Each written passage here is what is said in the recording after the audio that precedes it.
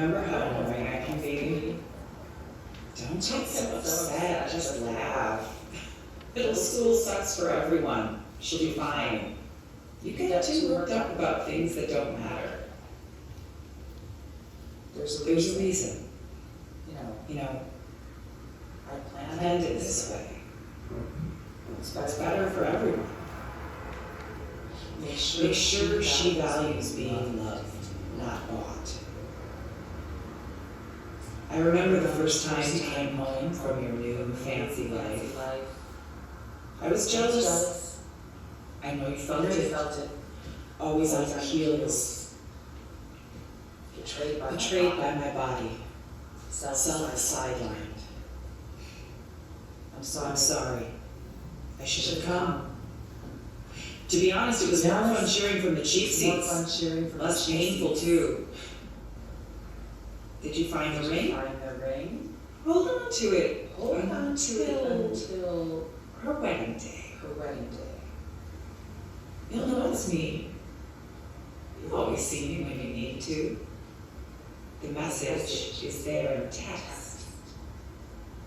Just promise you'll hold on to her.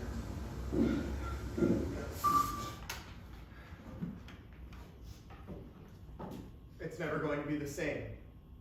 An examination of identity after it's too late.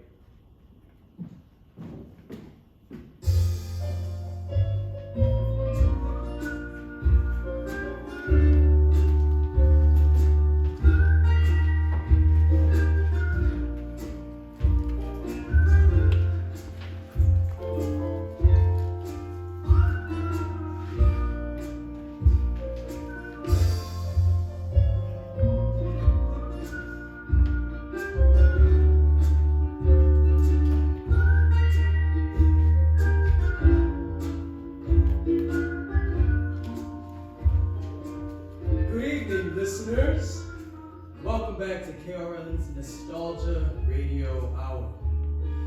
Tonight, a story of love, drama, and death. Brought to you by our sponsors, Guilt, Shame, Sibling Rivalry, and Ovaltine. Ovaltine, that drink you know from that contemporary Christmas movie set in the past. As always, our tale begins in front of a live studio audience.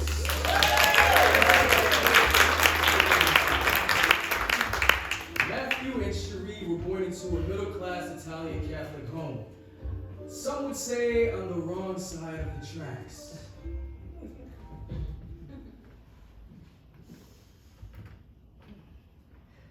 Every time you hear that train pass through town, remember how lucky you are to be surrounded by a community of love, family. Our grandma was constantly reminding us that we needed to get along. Blood was thicker than water. That one day, we would only have each other. That kind of stuff. Lights fade up on a rustic Italian grandmother's kitchen. It's after midnight, but you can still smell the garlic and love from a delicious Sunday dinner. Near the kitchen sink, we see a Matthew with his hands around his sister's neck. Matthew is strangling Shiree. There's a brief exchange with the two swap having the upper hand. Just as it looks like Shiree's about to give in, we see her reach for a knife. As she lifts the knife with his hand still around her neck, Matthew turns downstage and delivers his line to the audience. This isn't as bad as it looks. We're Italian. It's how we express love. I hate you! So, when in 2 minutes my partner Emmett enters, don't be alarmed by his reaction. He's from Northern California. He believes in therapy. As if it weren't already insanely impossible for gay men to have children. Why couldn't you just leave it alone? What? You're going to do this now? Do what? Really? I hate you for that. Good. I'm serious. I can't even look at you. Don't worry. After this, you'll never have to see me again. You always do that. Escalated to some absurd level. Of course I'm going to see you again. Nope, not this time. Oh no, you don't get to walk away from this. You always walk away when I have the upper hand. Which is never. What in God's name is going on out here? I thought you two would kill each other. It's 2 o'clock in the morning. The neighbors are going to call the cops. You need to sit down, drop a contract, and consider getting family therapy. Fuck off. I don't get it. Every time. It's the same fucking thing. You beg me to come home, and once I'm here, you treat me like shit. You're the dumbass who keeps coming back. You're right.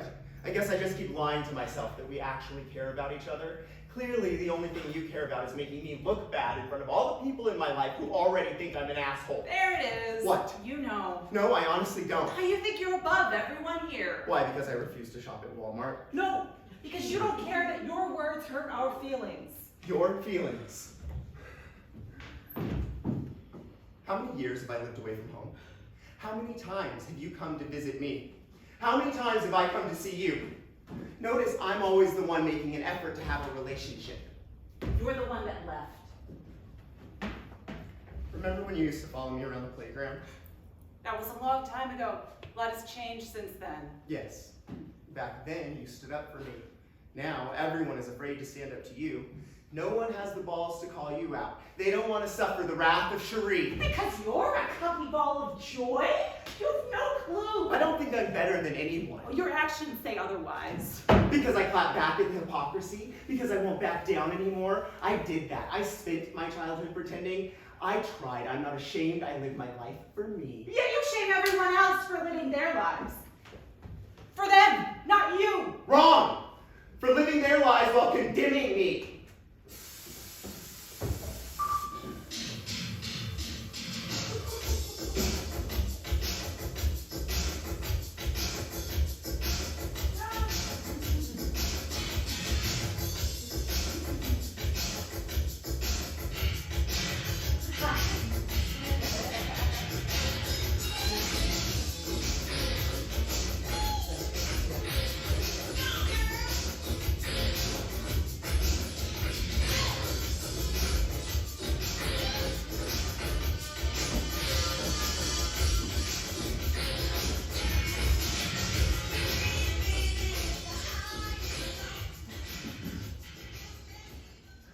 I don't believe you don't remember that. I never said that. That's just it. You never say anything.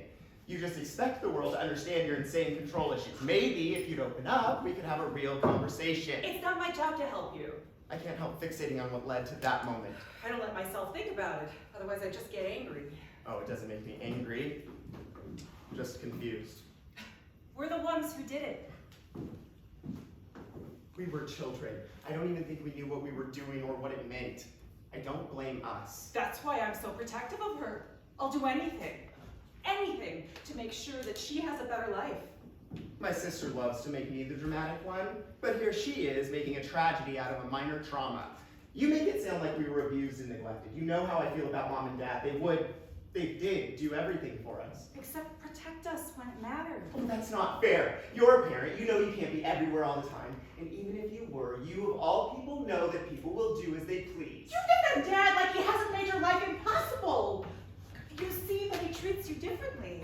Impossible. It's not untrue, but what am I supposed to do? Disown him? I love him. He loves me. Right? Right. How long do I? Hold on. Do you really think he'll change? I've seen it. I know it's possible. I remember the blush smile and the raised eyebrows anytime someone is bragging about me. You had it too.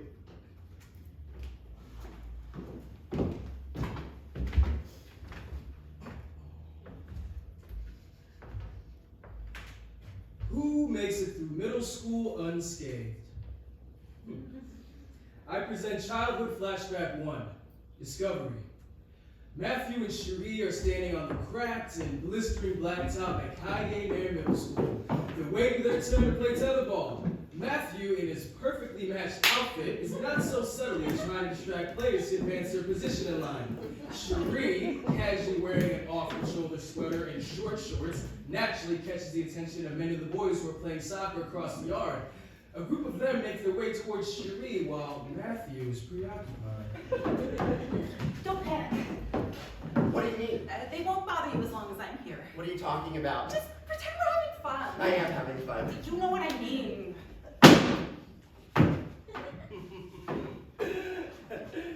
Hey, GB. What's up, GB? GB, did you forget to match your barrette to your shoelaces? His name is Matthew. They know my name. Are you sure you're a boy? If I had a penny for every time I was asked that question by a peer, I'd have thousands of dollars. If I had a dime for every time I heard that uttered under the breath of an adult throughout my childhood, I'd be old money wealthy. Yes, he's a boy. I took baths with him when we were babies. Jamie's got a baby dick. Don't gay boys like big dicks? Why don't you guys fuck off? Dad, you can't say that word. Fuck off, Shiree! I'm telling Dad. She's gonna tell you, Dad, you're gay. I'm not gay! Yo, here comes Miss Landry. Let's get out of here. Suddenly, standing alone in the schoolyard, Shiree and Matthew face detention to finish what's been started. Matt, I won't tell Dad. I don't care if you do. No, about what they said. I don't care. Are you? No, Then why does everyone keep saying it? I don't want to talk about it. It's okay if you do. Do what, Shiree? Like boys. They're cute. And we both love Patrick Swayze. Matthew reacts as if for the first time in his life, someone sees him as he is, without judging. You're the one who always pauses Dirty Dancing when he's getting out of bed naked. I won't tell anyone, ever. Matt, I love you. I'm sorry I told you to fuck off. I know. I love you too.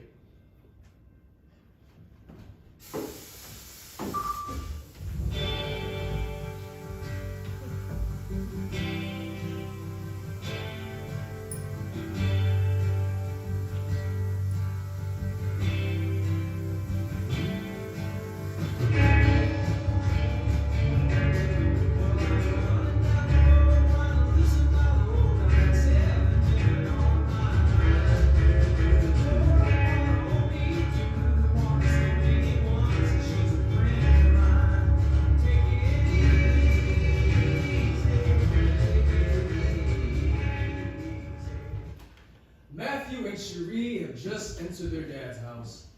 The former adolescent home no longer feels like the safe haven. Family photos, handmade 8th grade ceramic project, and symbols of their past have been replaced with religious affirmations and collage frames of their dad's new life. Shiree quickly crosses to the one remaining fixture of their childhood. She drops her bags in the cozy reclining lounge chair gifted by their grandma. I have to pee. This is my spot. Make sure nobody takes it. Okay, we're not 5 anymore. Fine, I'll just go home. Really? Because you don't get the comfy chair once, you're going to bail? You don't get it. Nobody does. This isn't about your pain. This is about your control issues. My control issues? How did you get here today? What does that have to do with your control issues? Just answer the question. You have that tone in your voice. I don't have a tone in my voice. I know when I have a tone in my voice. Apparently, you don't. There's no tone. It's right there. That note you just hit, that's the tone. Shiree, I promise I don't mean to have a tone. Ever? No, not ever. Obviously, if I'm telling an exciting story, my tone might be excited, because that's what people do. They modulate their voice to express emotion. So you did have a tone. No, not just then, but sometimes, yes. Oh, it's right there again. Oh, see what I mean? That you always have a tone. Oh, and you just get to keep your tone. You get first rides on all chairs upon entering any building, and you get to keep your tone. I thought you had to pee. I did do. Just want to make sure you don't take my spot. No, Shiree, I won't take your spot, I promise. Ah! Fuck! Are you okay? What happened? I told you, I'm always in pain. It's fine. Probably just the aftermath of my infusion. I'm so sorry, it must be aggravating. It's life, but yeah, it sucks. Plus, I'm a fat ass, so that doesn't help.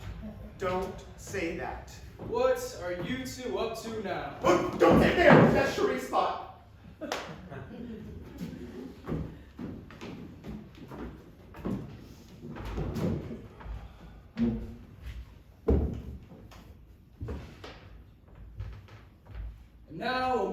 backstage. Awareness. Matthew is looking at himself in the mirror. Again. I see you. He saw the devil in his eyes. I know you. I've seen you before, but not like this. You've been waiting for me. She knew it was you. That's why. Matthew takes a deep breath, leans into the mirror, and continues. We got her back. And then he took her. I don't have to be like this. I don't have to. I'm not them. I'm not like they were to you. You believe me? You were so good at setting boundaries, but never cared about crossing them. I envied that in you. I know you tried. I tried too. I did. I really did. Every time. I told myself it would be different. I told her that too. I meant it. Every time. Matthew shakes himself back into the present. He takes a closer look into the mirror. His right hand slowly traces the downturned corners of his mouth until his finger lands softly near his right eye. His face now almost touching the mirror. A smile creeps in. They have the same eyes. Assuaged, he exits, just missing the butterfly.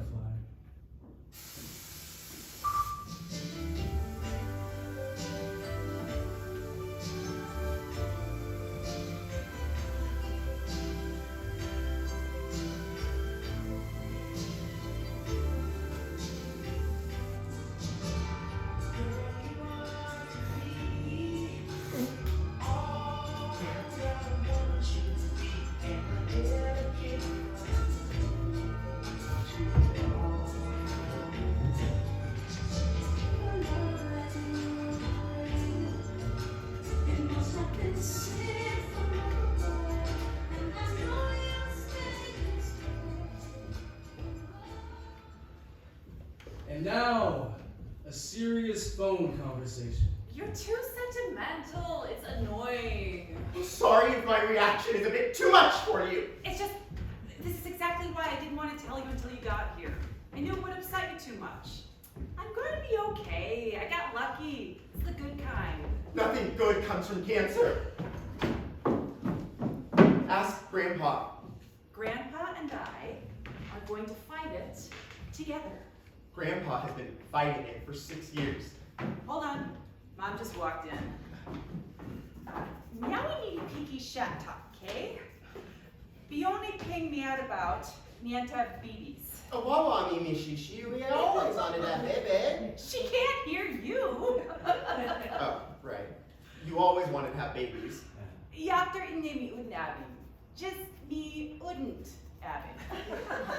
You know, I've always hated when you speak in that fake language. I understand everything you're saying. No, she didn't. Wait. Aren't you sad about that? You always wanted to be a mom. And I will be. But Shiree isn't your life anymore. It's not that serious. Think I know what my body can handle? This isn't going to be the thing that takes me. As usual, Shiree's going to ignore the rules. I support that.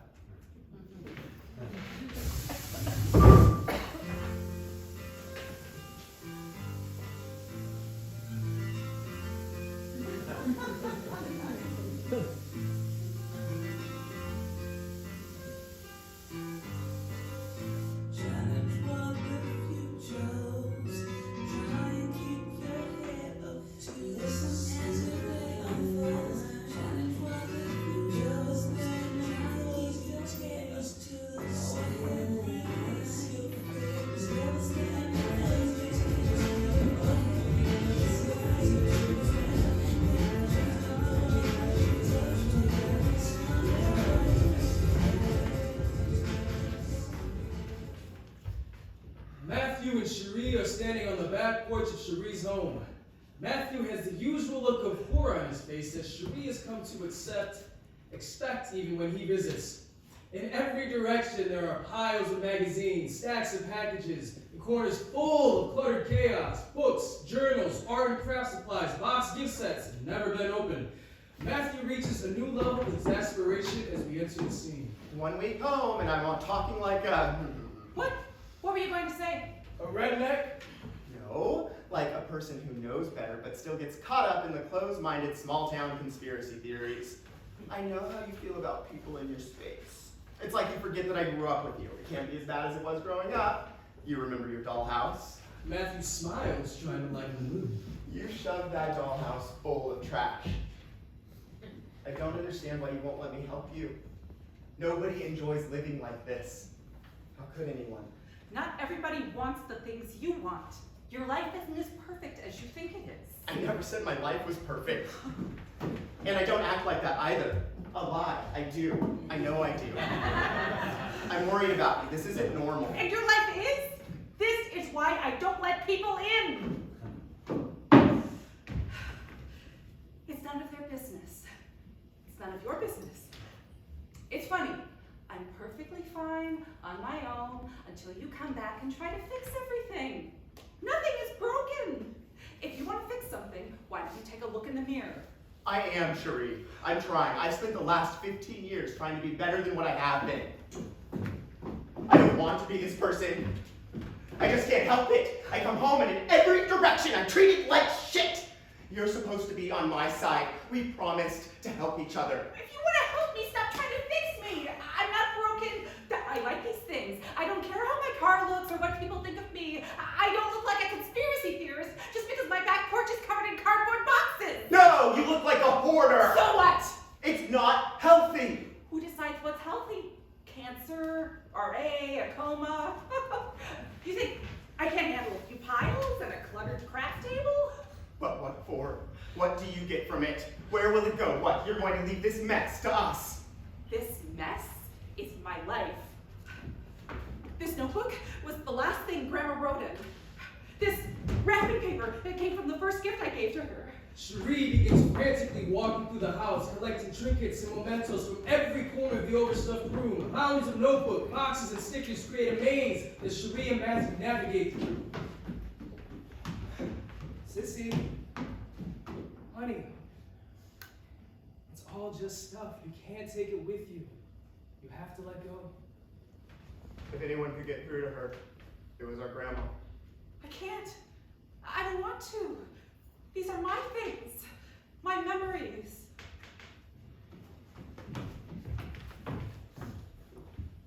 Her memories. I remember. She loved them. These precious possessions for my sister's life. Dad and I just...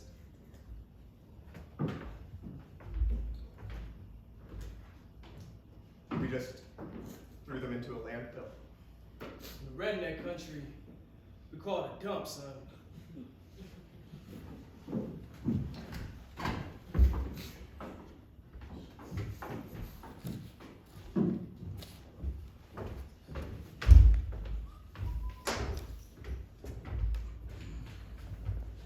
Backstage interlude 2, catching up. Matthew is pacing backstage. He does this more often now, catching up.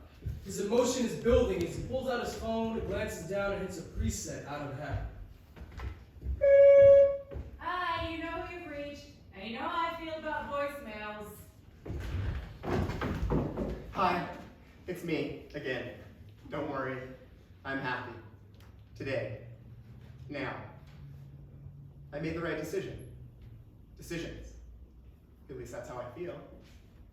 Now. Today. You know? I can't help. I can't help. I feel guilty. I should have come home. I knew. It's so hard not having you here. God, it fucking sucks not having you here. She misses you, I miss you, Dad misses you, Mom is so grieving and missing you. Then spoiling her. Just how you wanted. Shiree.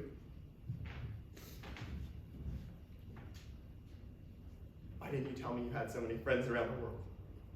Did you know that the origin of a sticker is believed to date back to the Egyptians?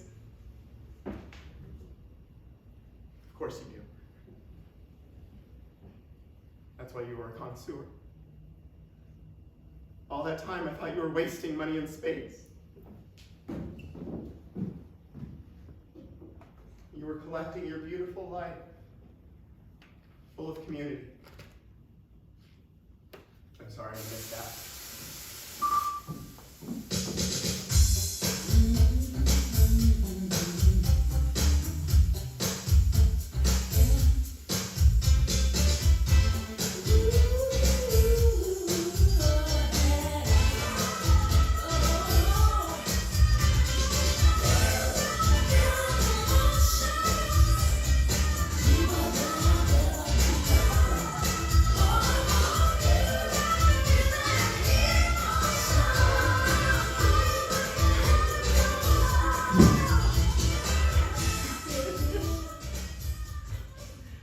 And now, the inevitable. Shiree is sitting comfortably on the sofa in her living room watching reruns of I Love Lucy. Matthew is midway through a hike.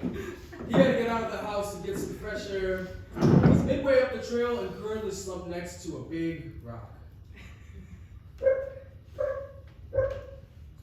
Shiree glances down, recognizes the caller, and answers the phone on the third ring. Hey, He asked me for a divorce. I know. We were sitting in there. I had literally just said to our therapist, I think things are starting to be joyful again. He let me get through my whole kumbaya moment. Then he turned to me and said, this is really hard because I love you so much, but the only thing left to try is going on my own. Wait, did you say I know? He said that as if you're the reason he's sick. He told me you don't believe him, that you think he's just making this up. Why the fuck was he talking to you and not me? You know, you're not the only person he told before asking me in therapy. And yeah, towards the end, I started to get a bit frustrated. How can you stand on your head teaching yoga, but you can't sit at a desk for 8 hours? Why are you capable of hosting a dinner party for 20, but unable to visit with my family? And why did I waste 18 years with someone who promised they'd work through the shitty times? I did not want to be like mom and dad. I know it's hard. I know he hurt you. I don't understand why. Do you remember when mom and dad told us they were thinking about separating? I do. We had to go back and forth across the street. Dad's place had that sad little pool, and we had to sleep on the fold-out bed. Yes, that happened, but that was after we moved to California. When we were still living in Colorado, they sat us down on the couch and told us they were thinking about splitting up. I'm going to California for a work trip. Your dad and I thought this would be a good time for us to spend some time away from one another. We love you both. This has nothing to do with either of you. Have you heard the word separation before? Oh, I don't remember that. Good. I spent half my life trying to forget it. The other half, trying to hold on to someone who gave up on me. Us. Now I'm alone. I'm a 40-year-old artist, single in LA, so basically I'm dead. Imagine waking up from a coma, relearning how to walk and talk and eat. You finally get to come home, and the father of your beautiful little girl abandons you. You will get through this map. I'm sorry I'm not there. I'd punch him in the face. I know you would.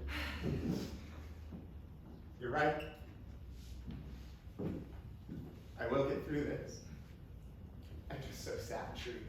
Marriage was the one place I beat them, and being gay, it felt like a real victory, you know? You did it! And now you get to do something else. You'll find someone who really wants what you want. You deserve to be with someone who worships you. You deserve that too. No. I'm done with that. I have my daughter. She's the only thing that matters. I don't need men. You know how nice it is not to shave?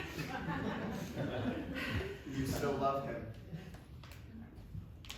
He's the father of my little baby. It will get easier.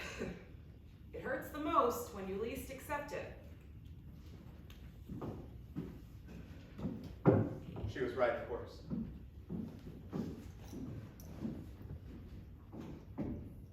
About everything.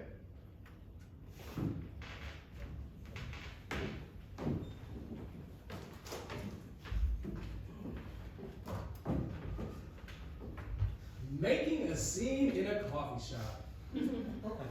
Shiree and Matthew stand in the corner of a far too hip local coffee shop. Matthew is seething and Shiree is silent. They've just excused themselves from the tension at the table where the mom attempts to distract Shiree's daughter.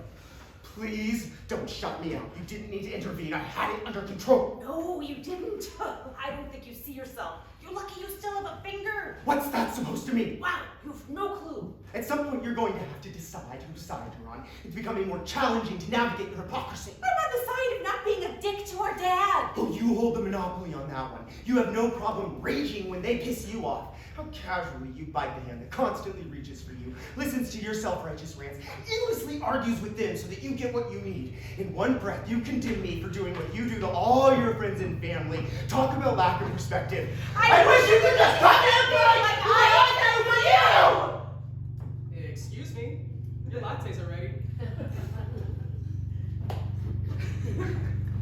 It was in this moment Matthew and Shiree remembered they were in public. We have this habit. Where do you think it comes from? I don't want to be like them. Like that. Look how much you've gone through. We have to try harder. Please, I need you. You're all I have. But you have to stop falling into his trap. You're never going to win.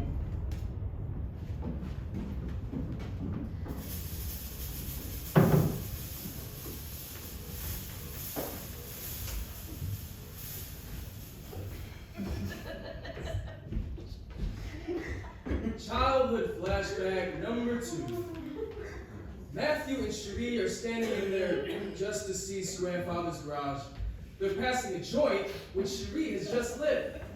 The former childhood playground was overstuffed with tools, boxes, sleds hanging on pegboards, cars, motorcycles, rows of paint cans, and the slab of wood with the carved-in signatures of those family and friends who gathered for countless Christmases, evidence of a tight-knit family.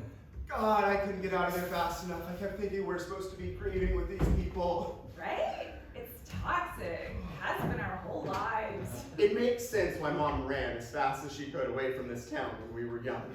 It's not that bad. What? This place? Or our family? Both. Well, you remember our little bedroom in the apartment on Ocean Avenue? With our bunk beds and our parakeet. What was his name? Patrick. That's right, Patrick. Where did that name come from? We'd let him fly around the apartment. I love that apartment. The Copa Pacific, the swimming pool in that complex was my favorite. That leathery guy always by the pool watching us. We entertained him for hours with our variety show / Olympic diving competition / deserted island bit. You cheer and laugh in those hideous plastic pool chairs, always thinking I was you and you were me. Even in our swimsuits, he thought I was a girl. We were non-binary before it was cool. Dad hated those Dorothy Hamill haircuts. I think Mom got a 2-for-1 deal at the salon. That was strange. But we got to watch The Never-Ending Story and Labyrinth because of him. That's right, he had a massive VHS collection, rows of movies all around that apartment. What were we doing in his apartment?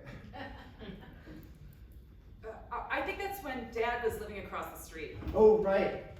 I'm glad they stuck it out. All things considered, we had a fun childhood. Mostly.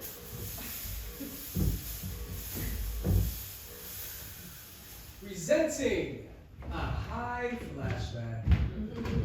Shiree and Matthew, 7 and 9 years old, stand in the middle of a 1980s stucco apartment complex in Torrance, California. Matthew, proud in his bright red Izod swim trunks, is next to Shiree in a bright blue one-piece Speedo as they reenact the never-ending story. When it comes to controlling human beings, there is no better instrument than lies. Because you see, humans live by beliefs, and beliefs can be manipulated. The power to manipulate beliefs is the only thing that counts. Everything will turn out all right. You'll see. I can't imagine how. Said Shiree. Neither can I. said the luck dragon. But that's the best part of it. You must let what happens happen. Everything must be equal in your eyes. Beautiful and ugly, good and evil, foolish and wise. Strange as it may seem, horror loses its power to frighten when repeated too often. What I've started, I must finish. I've gone too far to turn back. Regardless of what may happen, I have to go forward. Without a past, you can't have a future.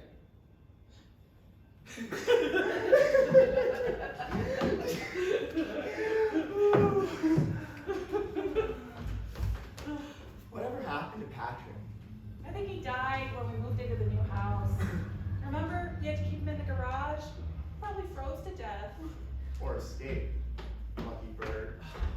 What the hell are you two doing? It smells like a skunk. You know Shiree has terrible gas. Very funny. And what about how Grandpa felt about drugs? That's why we waited until after his funeral. Well, you both are missing out on the pizza. I snuck these things from Grandpa's bedside table. I know how much they meant to you guys.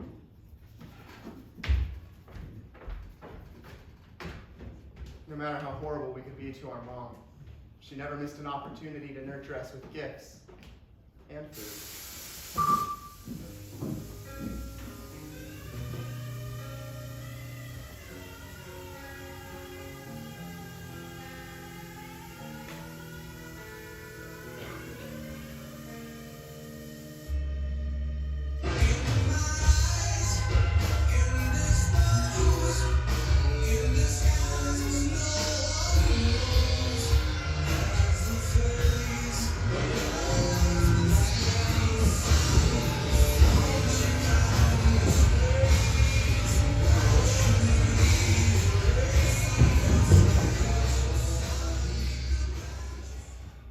Shiree and Matthew sits in their living rooms hundreds of miles apart, now connected more than ever in their bewilderment as they process what they're watching.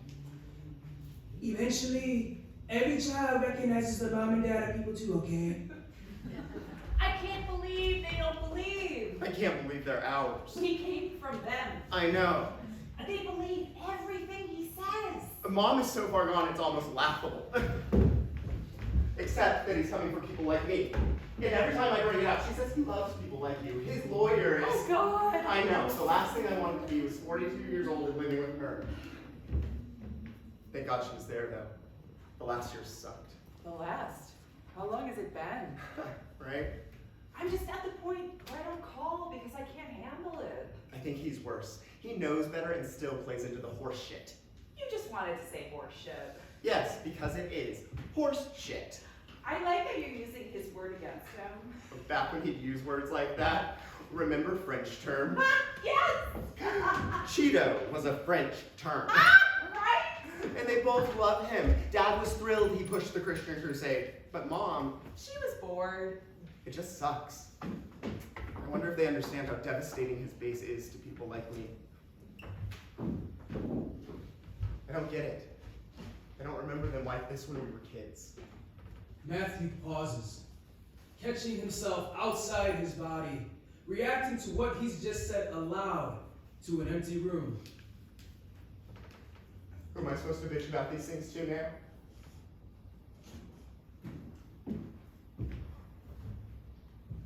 Shiree and I knew our family would take this seriously if someone they loved died.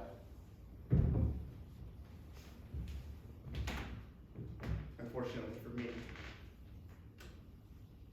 it was the one I loved the most.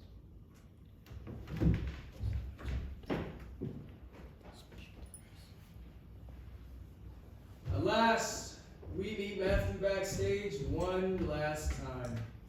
Late. Getting his dad on the phone is never easy, but today seems more challenging than ever. Finally, an answer. Dad, just do me the favor, please. It doesn't feel right. Matt, you know your sister? I called her and she sounded much better. Like when she was fine right before she ended up in the hospital for 2 months. Matt, she'll be fine. She was talking and making jokes. We had dinner last week. She was still tired, but she made it through the worst of it. Dad, she ignored a 102-degree fever for 3 days. She treated cancer like it was a head cold. You always think I'm overreacting. She's downplaying this like it's not real. It's very real. I'll stop by tonight. Unfortunately, she died an hour later. There was a quote painted on a rock, which sat on top of the dresser, which used to be our grandma's.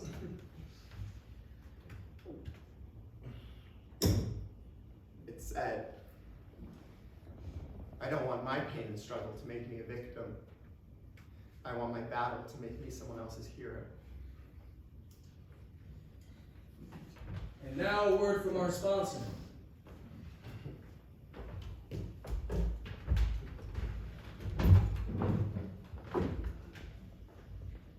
Hello, friends. I'm your Shame a Lot of Lifeway girl. Are you controlling, loud, opinionated? Do you live in a glass house? The answer to all your problems is in this little bottle. Shame a Lot of Life Away. Shame a Lot of Life Away contains anxiety, anger, depression, and embarrassment. Yes, with Shame a Lot of Life Away, you can drink your way to instability. All you do is take a big swig after every feel. It's tasty too, just like candy. So why don't you join the millions of unhappy, sappy people and go get a great big bottle of Shame a Lot of Life Away. That's Shame a Lot of Life Away.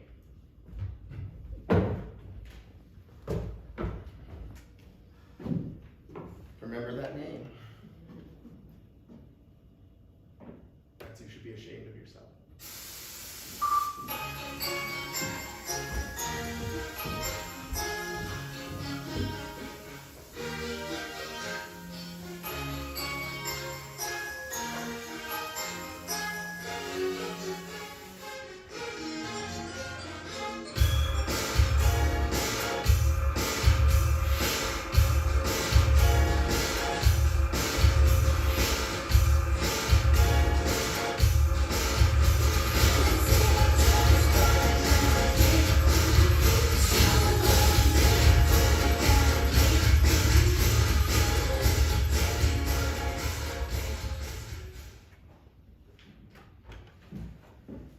Shiree is now a soon-to-be mom, sitting next to Matthew in their favorite cozy corner of the far too, really, this town needs to understand how lucky they are, local coffee shop. Maybe dreams aren't everything. I think passion was stressed too much in our childhood, indulged. I don't think they could have stopped you. I mean, he did go out of his way to capture every event. Birthday parties, family reunions, dance recitals. There he was, hunched in his role, resigned lump on his shoulder. The little red light was the catalyst, silently encouraging me. Obviously, he was proud. You challenged him. You challenged me. You remember that time you set me up? Which time? The one where you lied and I paid for it? I didn't want to get in trouble. No, of course not. Instead, I got to hear it from Mom and Dad. You could have let go. You could have had fun too. You didn't have to save me or them. You could. Why did you always have to be better than me? Me? Everything I did was wrong. Everything you did wrong was my fault. You were naturally gifted. It's not my fault you didn't want it. You were fearless where it didn't count. Reckless. You didn't tell me how bad it was. How hurt you were. I would have been there. Every hike, every audition, every vacation, even babysitting. You cast a shadow over every moment. I had to prove myself. I had to prove myself. I'm sorry. It's not your fault. You're going to be an extraordinary mom. I'm so happy you didn't listen to the experts. I know you always wanted to be a dad. I'm so excited your dreams are coming true. I don't think fatherhood is going to happen for me. I'm still trying to build on that impossible dream they let me have. I know it's going to happen. And I know you're going to be the best uncle ever. Well, I promise that I will always be there for her And whether you want it or not, I'm going to spoil her like crazy. Her bedroom is going to be owl themed. I have these pink and green baby owl sheets that match her changing table and pajamas. What a hoot. Sorry. Just promise me, no lies, ever. I don't want her to grow up struggling to trust her family. Are you referring to the Santa Claus scandal? Matthew and Shiree are standing in the subterranean parking garage of the Copa Pacific Apartments in Torrance, California, sent on an errand to retrieve something from their mom's fancy car. Too bad Mom and Dad forgot there was a trunk full of lies. Wow, look at all the toys. There's the Barbie dream dollhouse I wanted. And the Cabbage Patch Kid for you. Well, shit. 2 years ago, Mrs. Overwater, my third grade teacher, told us there was no such thing as Santa. Christmas has been ruined ever since. Think, Matthew, think. Santa must have put those there for Mom and Dad. Should we let them know that they're here? No, you can't say anything to Mom or Dad. Santa knows what he's doing, okay? Okay. She held on to our lie, the first of many.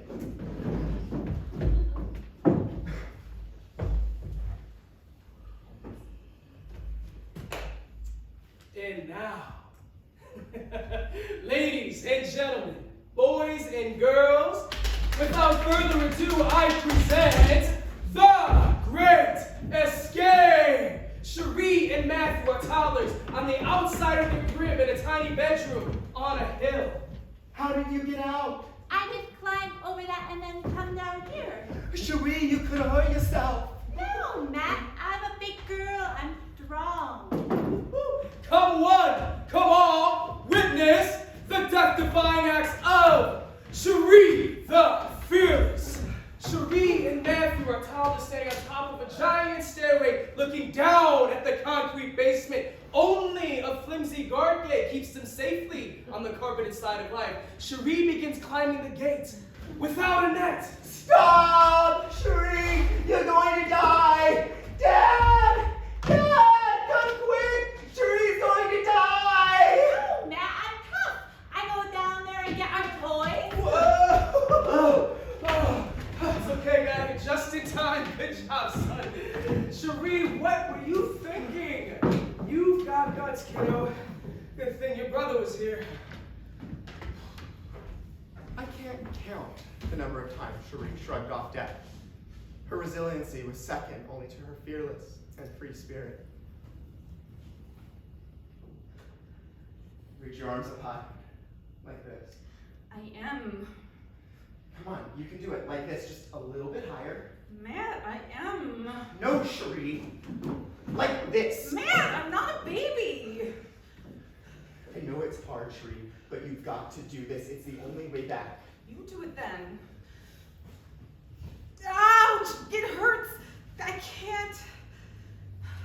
He's drinking again. You've got to get home, Shiree. Your daughter needs you. Do you want her to end up with Dad or Mom? No, I'm trying. Ouch! Matt, can we please stop for today? I can't do this. Just 10 more reps. This is how you get your life back. Where's my baby girl? She's staying with Mom. Oh, God, where's her dad? We don't know. He got drunk the other night and took off. Said he couldn't do this. He's telling people you're a vegetable, that you'll never be the same. Men are weak. Sorry, no offense. How long have I been in here? A month. My birthday? It's next week. What about the family trip? I already paid for it. Mom and Dad stayed behind with me. Everyone else went without us. What about you? Don't you have to get back to LA? No. I need to get you back home with your daughter. Matt, I'm scared. Man, you got this. Let's go again? Okay. Slowly. Good job. Matt, thank you.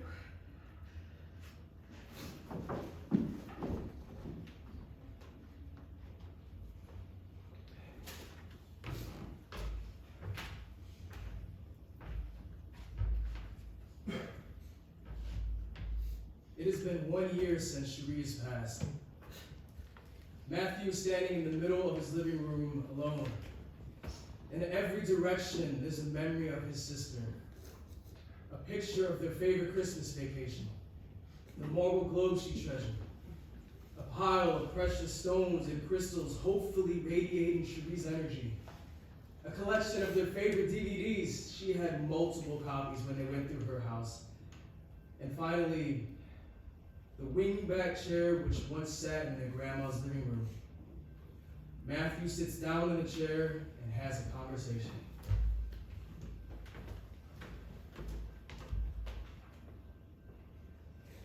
I'm so angry. We had a deal and you broke it. You left me here with them. I'm so angry. It's her first day of middle school, high school. It's her wedding day. I can visualize you walking her down the hallway. She walks like you. Did I ever tell you why I changed my walk? You remember, I know you do. When I was living in Chicago, I decided I wasn't good enough. In New York, I discovered that I didn't speak the way I walked. I changed that too. But you were someone that knew. God, I resented that. You made Boy Scouts look fun, easy. Meanwhile, I robbed dance from you. She's changing. It's subtle, but it's happening. There were 2 butterflies dancing while Kellen, Mom, and I were playing tennis. Was that you? I still can't believe you're gone. When I look in a mirror, I see you. When I talk to her, I see you. Everywhere feels nowhere with more pressure.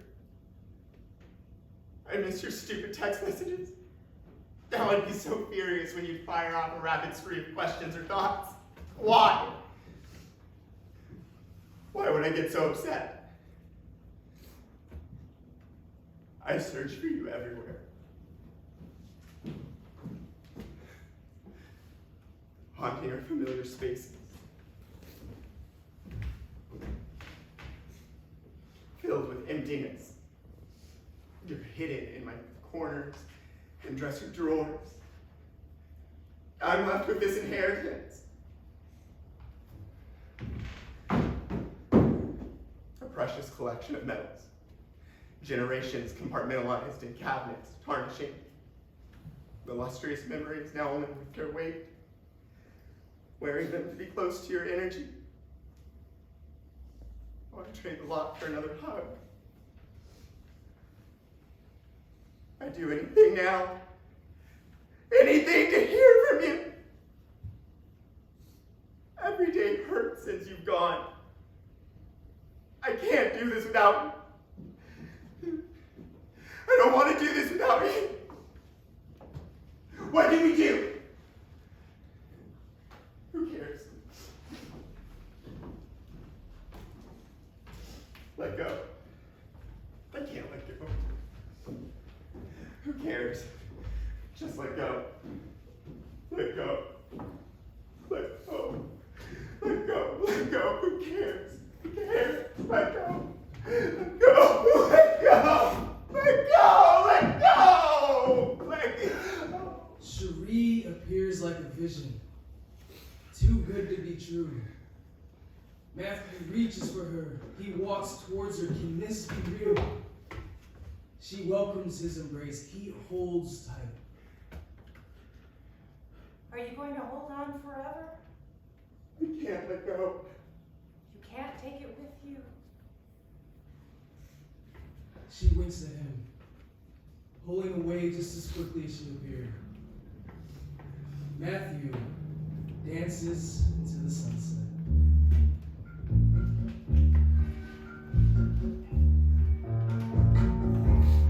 I can see clearly now the rain is gone. I can see all the obstacles in my way.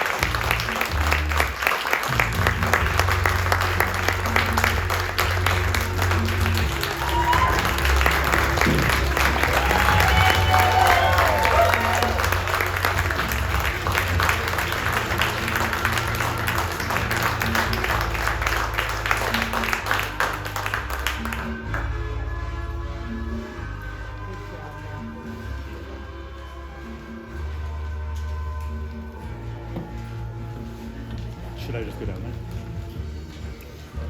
you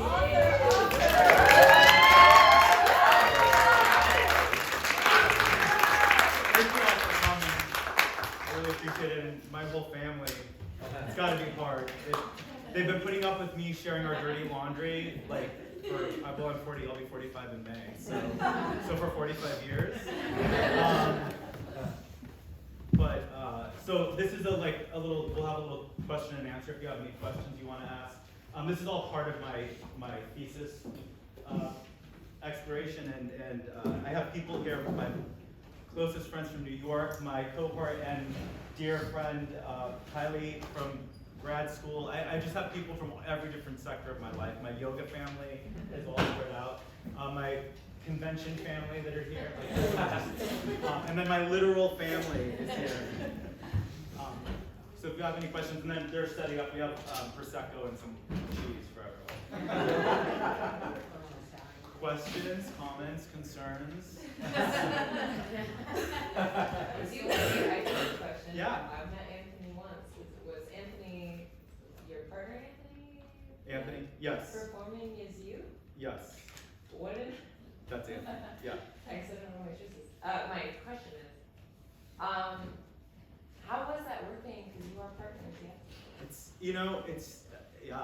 It was the whole process. Nothing could have prepared me for this, honestly, because when I was writing it, it was torture. Obviously, I was reading a ton on sibling loss. There isn't a lot out there on sibling loss. Ironically enough, it's the place where it goes undiagnosed, and basically, because the death of a parent is something that everyone will experience, and it's horrible, and everyone experiences the death of a sibling too at some point, but it just happens much later usually. But so there just hasn't been enough research on it. They can't, because in order to. So anyway, the long and the short of it was the writing process was, I thought, really cathartic but also challenging. And so then I thought, okay, I'm through the hard part. I love rehearsing. My favorite part of theater is the rehearsal process and blocking, and I love blocking, and I choreograph everything. So I love that part of it. So I thought, this is gonna be so fun. And the first night it was so not fun, it was so bad. And I was like, I won't use the F word because my parents don't like it. And I'm sorry that it was in the play so much, but it's life. But it hurt so bad. It hurt so bad, Libby, and what really hurt was that Anthony and Angela, who played my sister so well, there couldn't be anyone else that could play her, because Shiree was very hard, and there were so many levels and layers. And so when I watched him do the first scene, I was like, oh my God, I don't think I'm gonna be able to get through this. Yeah.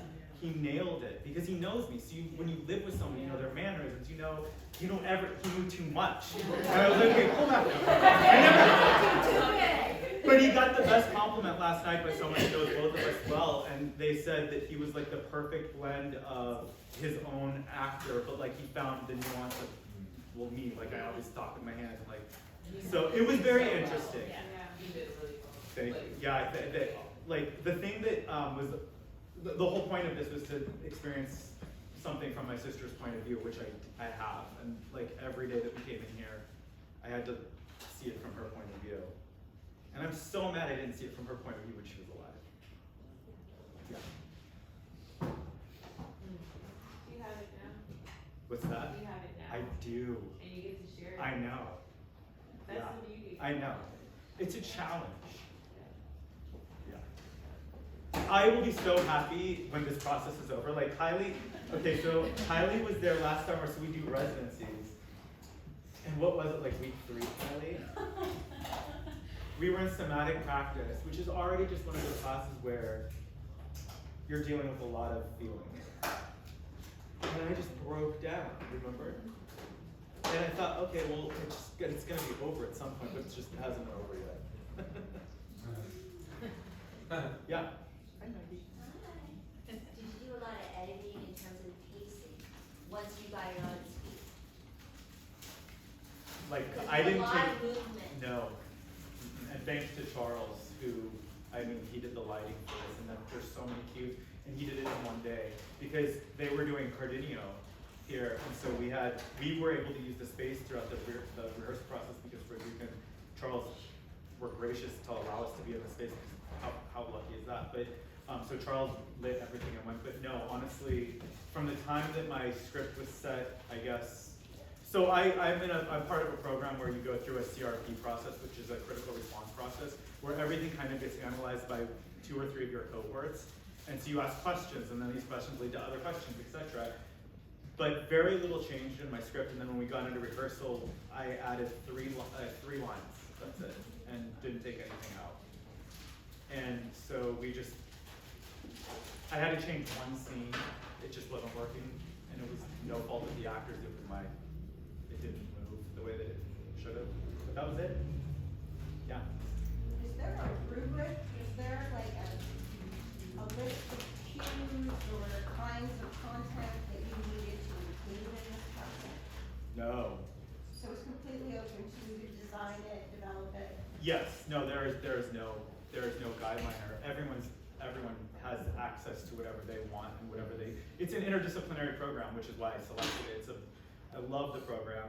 And so I incorporated, well, obviously you saw the disconjointed media bits, but so that was 3 layers. That was a media reference to a time in mine and my sister's life, video VHS clips of me and my sister, and the actors playing Shiree and Matthew. And that was part of like the interdisciplinary. I wanted to do something on film, but then when my sister passed away, I was like, well, I started grad school with a different thesis in mind, and then everything shifted. So, no, but to answer your question, no, we can incorporate whatever we wanted. So everything that I did except for the lighting and the set was designed by Charles. And then Anthony helped with a lot of the editing, which he is a great editor. But yeah, I did all of the music. Yeah. Unfortunately, Matt, I'm pretty emotional about this. I'm Matt's stepfather, and I just want to say how proud I am of him. Thank I've known you, Matt Steve. since he was a young man. I love you. You know, Steve was at my first dance concert. I was 19 years old in Chicago. And I'll never forget this. It was a wonderful moment in my life because it's a hard career. Obviously, half the students. But I was 19 and I was in Chicago, and I had been promoted from the apprentice into the company. And it wasn't because I was the best. It was because I had a passport. I knew all the rep. So good for me because I knew all the rep and had a passport. But anyway, I was promoted into the company, and so my mom and Steve came to the first show. It was at the Athenaeum, or it might have been on Northwestern. Anyway, it was in Chicago. I was 19 years old, and I'm dancing in this world-renowned concert dance company. You know, the next day we're flying to Europe for 6 months or whatever. And I'll never forget backstage, he was like, "I am so proud of you. This is so much bigger than Zetta's dance school." You know, like. He's like, "This is a real thing," and then they've been to everything since, you know. So, and my dad and Louise as well. Yeah. Yeah, Helen, and then I see you. Yeah. I'm also very, very proud of you. We have gone through a lot in our family, and I think it's really awesome that you did this. And it was just like so worked up, and it was really good, and I'm very proud of you. Thank you, Kellen. That's Shiree's daughter. Amazing. You can have the actors in here too. Angela, Jason, Anthony, yeah, Bevan. I'm just curious, when you started writing this, did you think that your family was going to be watching this? Did that change maybe some of the process or some of the catharsis that was happening when you were writing it? I mean, you've read my books, so like I never don't tell the truth. I never don't say what I feel. So no, but it was really just important. I mean, I love my parents, all 4 of them. I wouldn't be here.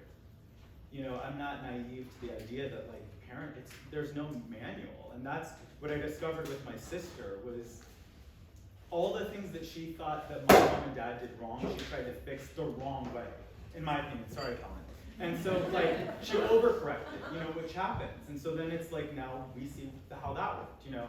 So no, I just kind of wrote it through the lens of Shiree only because that's what I needed to do.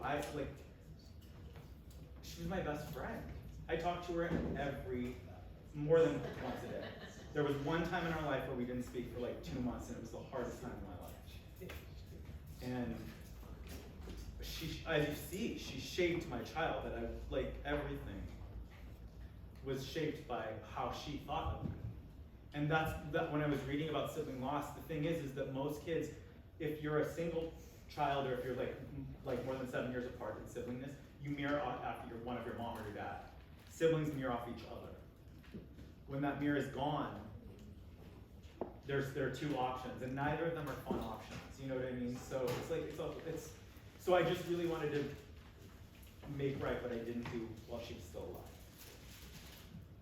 And I hope I did. I think I did. My dad and mom said I did, and they both got to read the script before I did this, because that was also important. Like, this is gonna live hopefully somewhere forever, and I didn't want them to, either of them to think that I didn't care about how they felt about this, but also I knew that this was what I had to do. Is it true to your family that you guys can be so honest? Well, we don't have a choice. Yeah. Congratulations. Thank you. Thank you for sharing this with all of us. Thank you. Throughout the writing process, we talked a lot about slowing down and waiting for the meaning and message to occur to you instead of creating it. And from what it sounds like, this is my perspective, one of your greatest takeaways is seeing your sister's point of view. Yeah. You might not have the answer to this. Okay.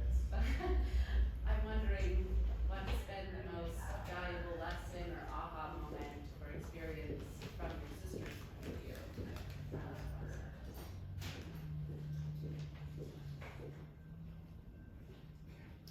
Well, I get it with Anthony as well. When Anthony came along, and my sister and Anthony never got to meet in person, but they FaceTimed. And the thing that I told her is the same thing that I probably shared with Anthony, is that there are very few people that can talk me off the cliff when I'm ready to be, like, throw myself off the cliff. Shiree was one of, I can't think, Matthew maybe, and Tracy, who was here last night. Very few. And when I met Anthony, but my sister was that person. And so there is one thing that I took away from this. I'm not going to share it because it's really private, but yes, I got what I needed from this, and I'm reminded of it now. And it hits me when I'm doing it, and I'm like, oh, like every time I'm doing it. And I do it a lot. I want to applaud Anthony because he played you so He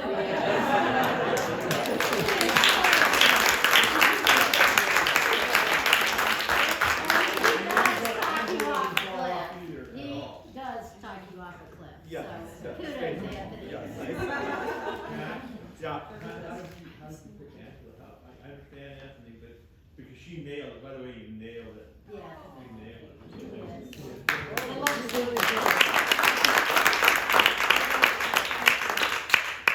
I'd seen Angela here in, what was it, Beach People maybe? Yeah, I'd seen her, and Anthony and I were talking, and I was like, it's gonna be really hard to find someone to play my sister, because my neighbors can attest, they knew her at my swimming pool, my old swimming pool.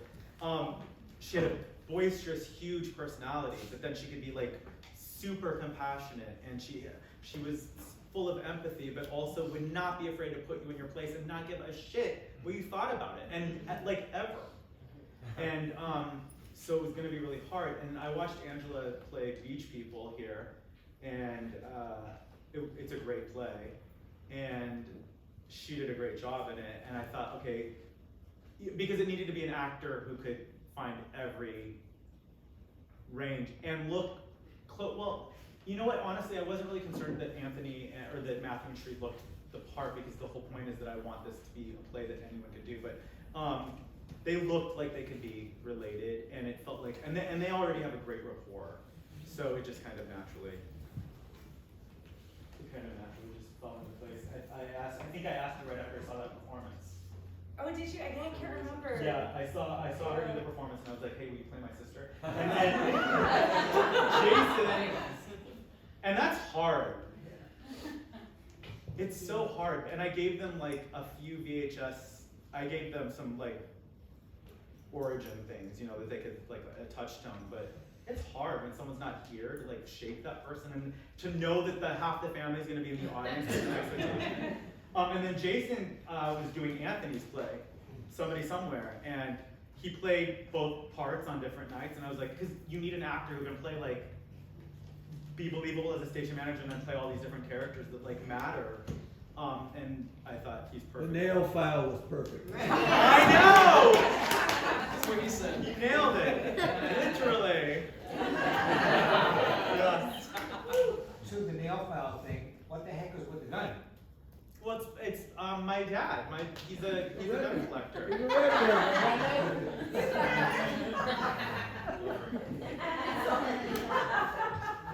Okay, we have some Prosecco and some cheese so you don't have to drive from. Thank you all for coming. And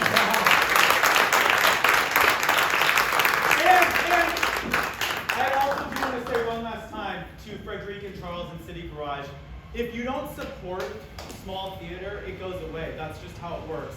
So thank you, but don't just let this be the one time. Come back and keep coming back. And keep coming back and keep coming back, because this is community. This is what we need.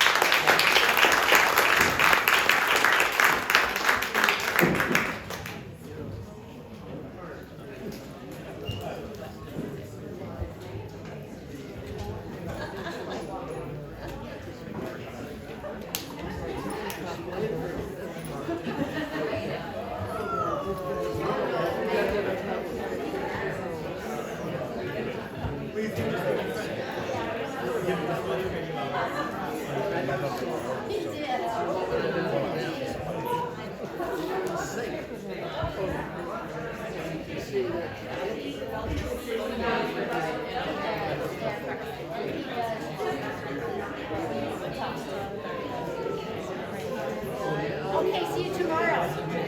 Okay, yes, see you tomorrow. Be careful. Oh, you're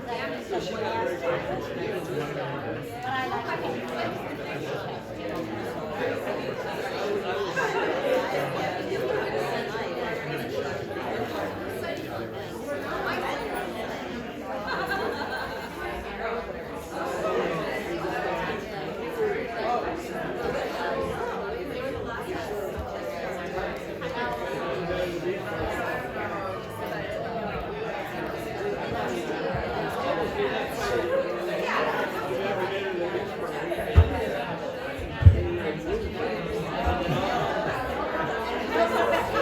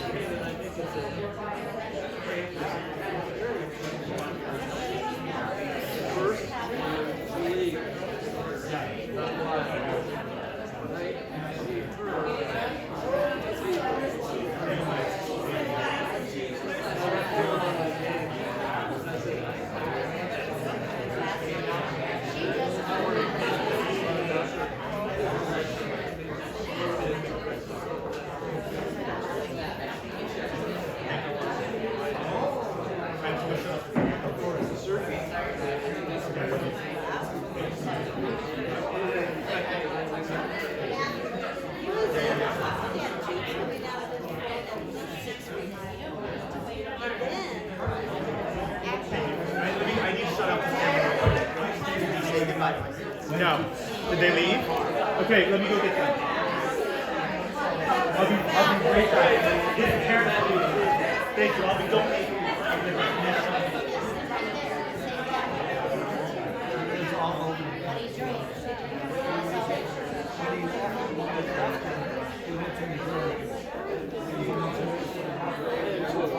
We saw a bit of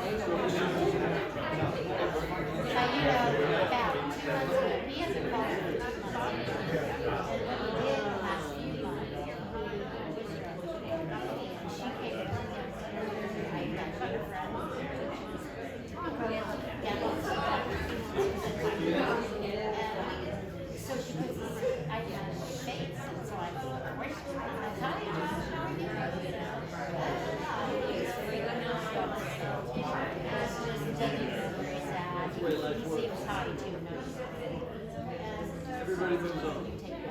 It's interesting.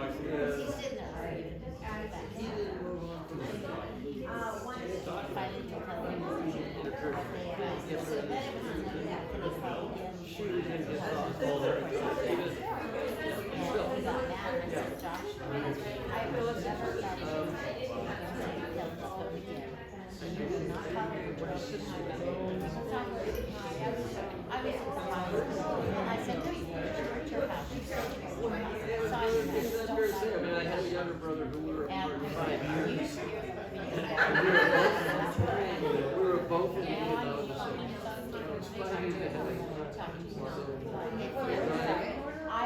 the high school, he's still in unbeknownst to me, I go home in the army because I was really happy. She flat told me. He goes into the Navy.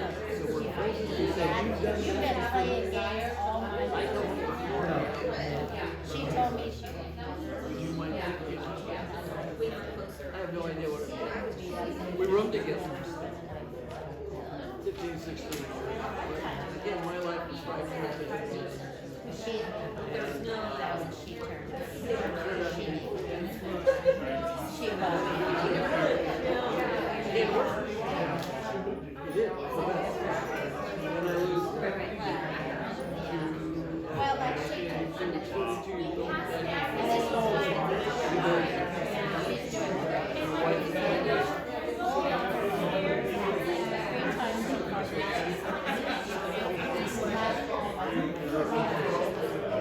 So that she couldn't.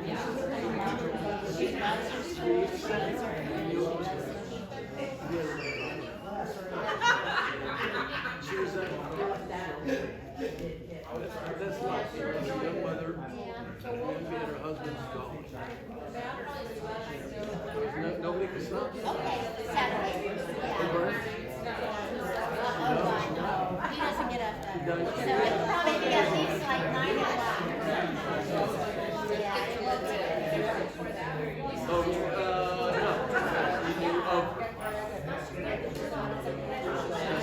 That's his own story.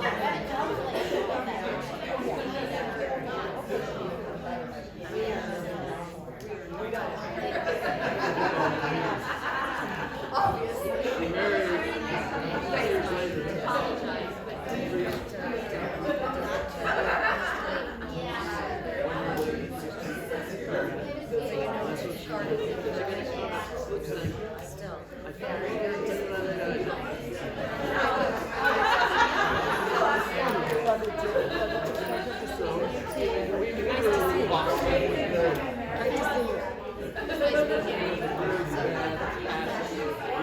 We all agree different ways.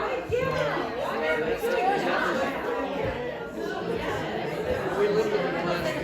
That's a one big alien in life. So I didn't leave him with the car crash.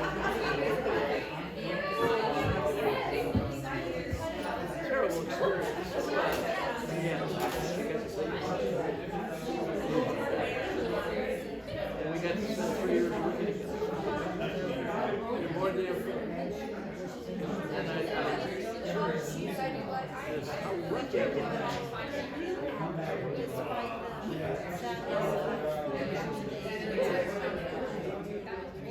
how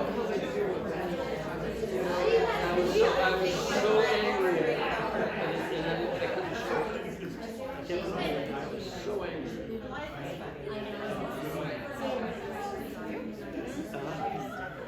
It was all scratched the mole on his back.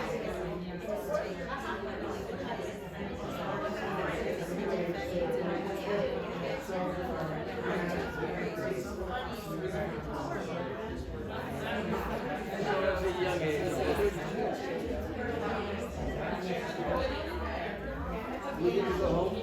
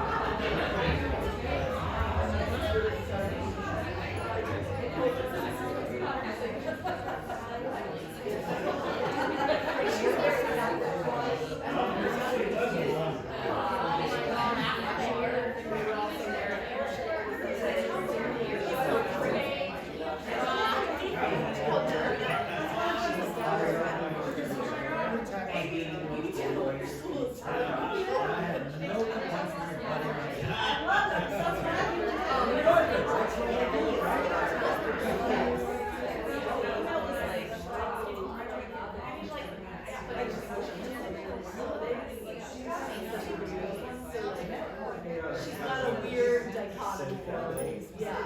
It's so for a 6-year-old who's not like, she was I don't care. It's the way she feels.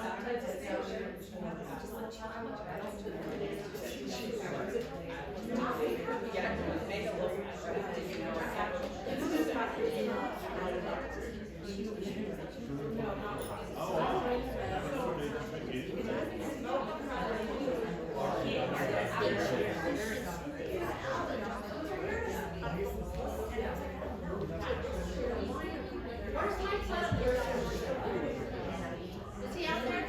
He needs to know that. He needs to know that you were on the road with him.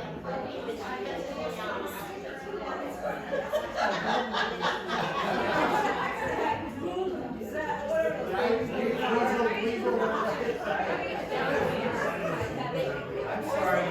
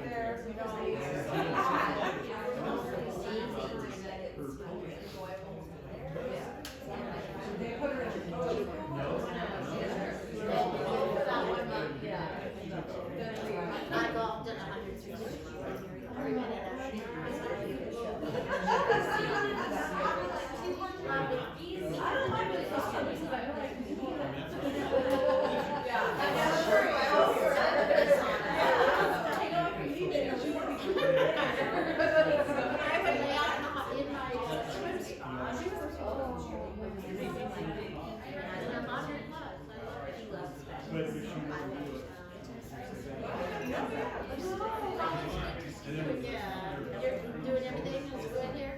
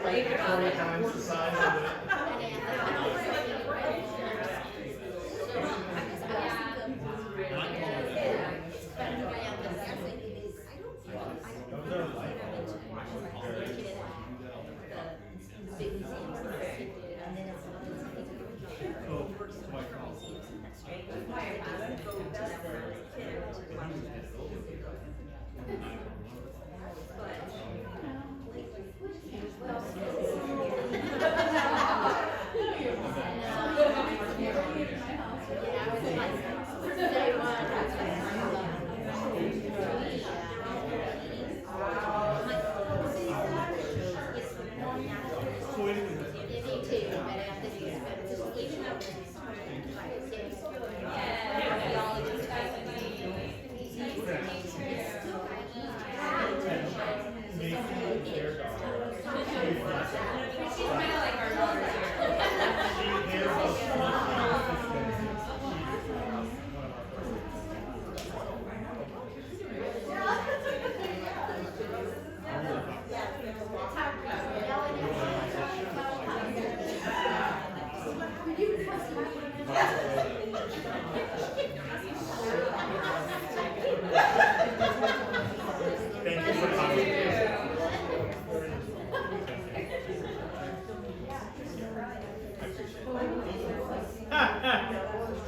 too. Oh,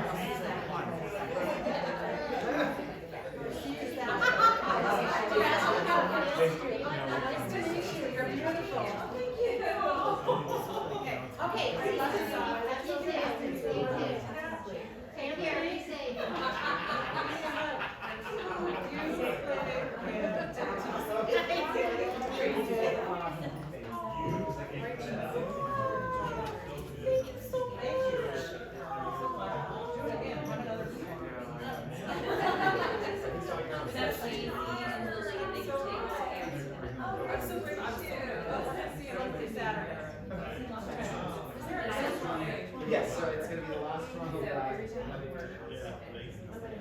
How are you doing? Act 2.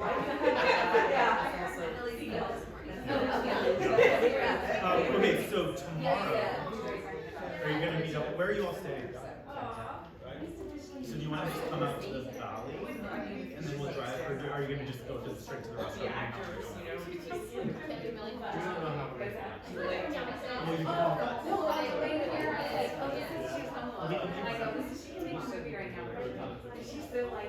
We were going to go to chapters or...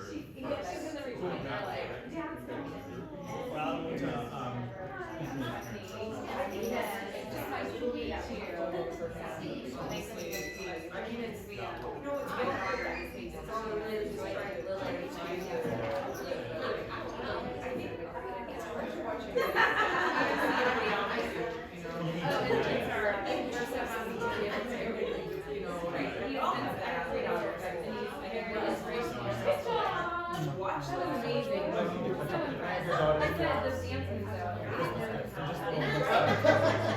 so when we're short a dancer, you're getting we were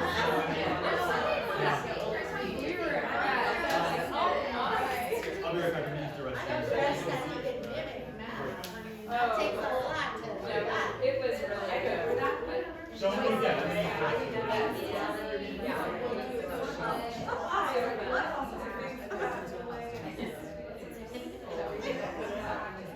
Like really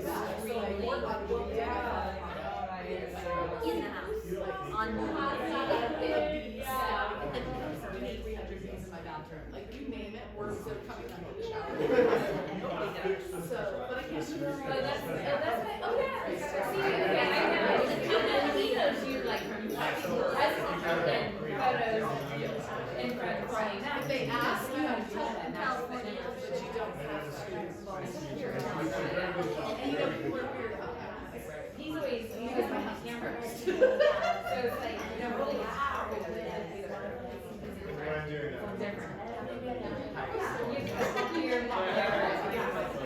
First week of the new event. so good. My mom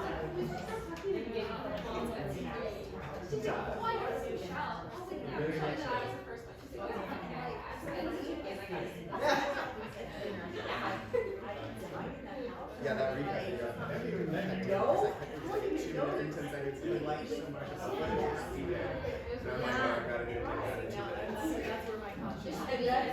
Well, we had like our stuff was in It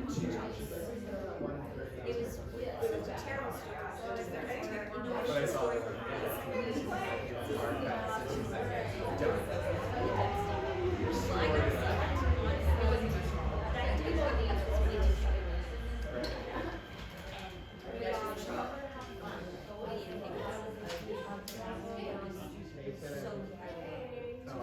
Yes, yes. Yes, and even though they're still.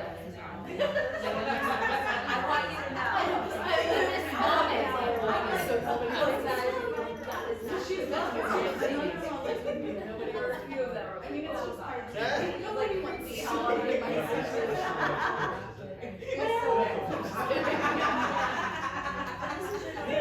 You say up to now. I say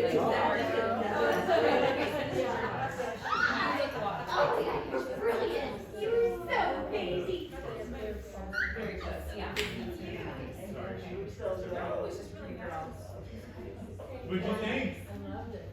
You guys are, that's your niece. Yeah. Roll. All right, you did so. I don't know.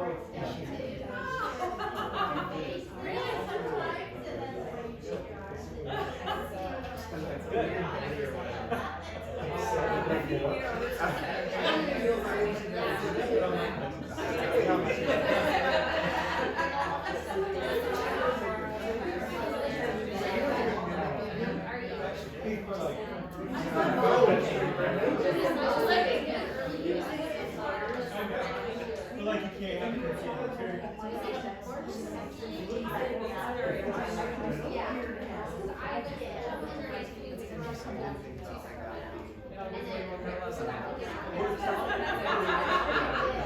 where that line came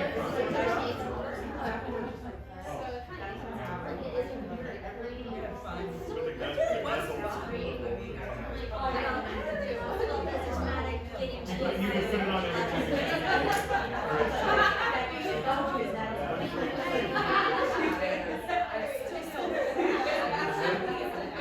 And screaming down.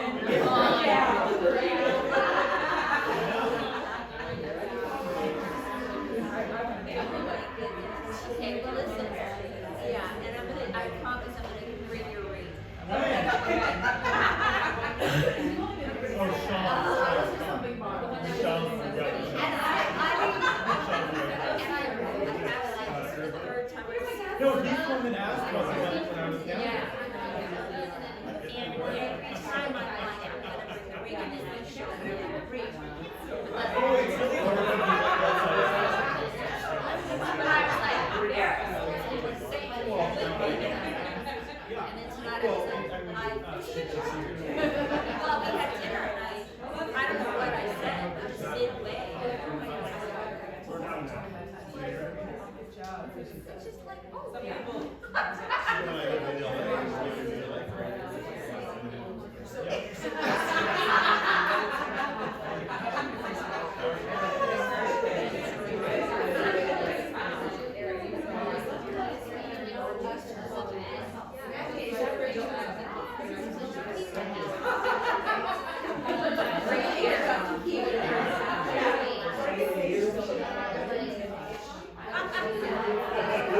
No. Well, two of my coworkers, my brothers and got classmates and else. And so they see it, and then I filmed it, and then I put it all out. So I expect the everyone to get but I'm going to say Like if I'm not me first, I have more tomorrow morning. And then, like, if I'm not first, I'll practice 6:15 till 11 walk. But then when I'm like slowly, I have to go back. I started.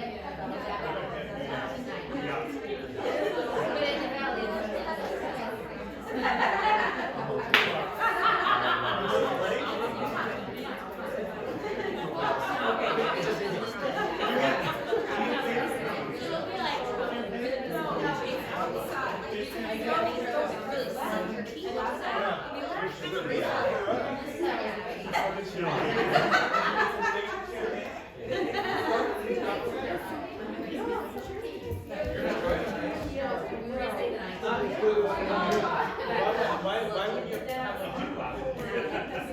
Lily, you're not really good at all, right?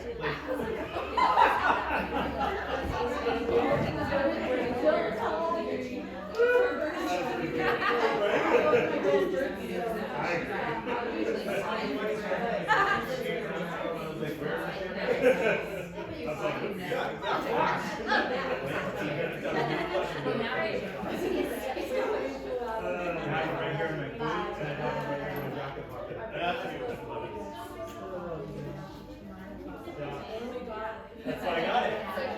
You know, I'm taking those with me. Yes,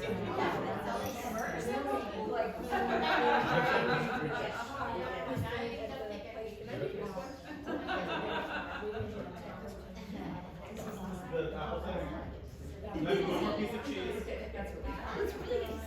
Shake it down. I know. I knew I didn't eat that much.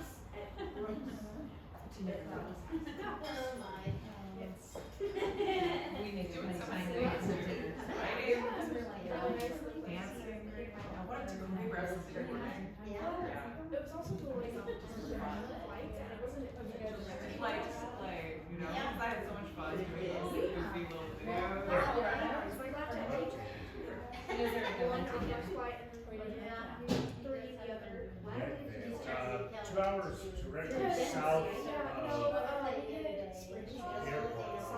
We fly into. So we had to go to Las Vegas. Yeah, Grand Junction, right? Oh, that's where my grandma lives. Then you drive 2 hours south. It's a super, super small. I don't know if you can call it a town. It's called Red Bank. Really small. Yeah, you're welcome. Really small. There's more. Come on, people. This is open. So drink it. Yeah. The only thing Is the pink one open? good in Colorado. There's like 2 almost half full open. So